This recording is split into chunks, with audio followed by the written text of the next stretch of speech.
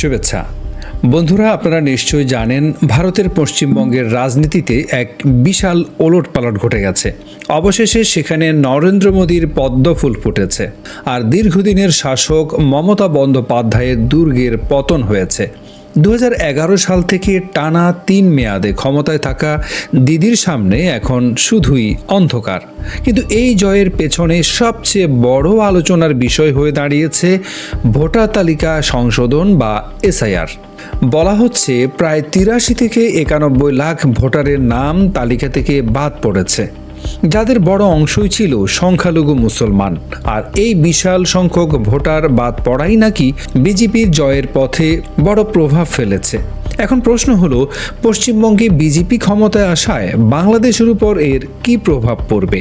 বন্ধুরা, এটি শুধু ভারতের অভ্যন্তরীণ বিষয় নয়, আমাদের সাথে সম্পর্কের ক্ষেত্রেও তৈরি হতে যাচ্ছে নতুন এক সমীকরণ। এতদিন মমতা বন্দ্যোপাধ্যায়ের আপত্তির কারণে তিস্তা পানি বন্টন চুক্তি ঝুলেছিল।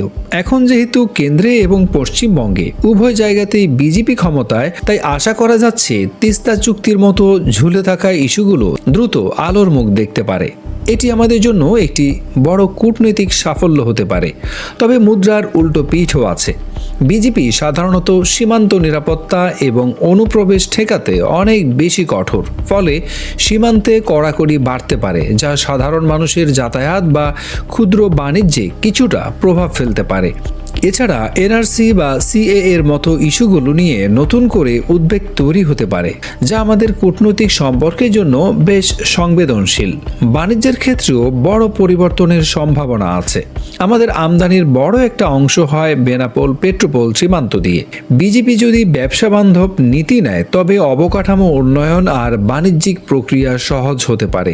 আবার তাদের মেক ইন ইন্ডিয়া নীতির কারণে আমাদের পণ্যের উপর কিছুটা চাপ আসার আশঙ্কাও উড়িয়ে দেওয়া যায় না। সব মিলিয়ে বন্ধুরা, পশ্চিমবঙ্গে বিজেপির এই জয় বাংলাদেশের জন্য যেমন নতুন সুযোগ নিয়ে আসতে পারে, তেমনি কিছু চ্যালেঞ্জও তৈরি করতে পারে। পরিস্থিতি বুঝে আমাদের সরকারকে এখন অনেক বেশি বাস্তববাদী আর ভারসাম্যপূর্ণ কূটনৈতিক পদক্ষেপ নিতে হবে।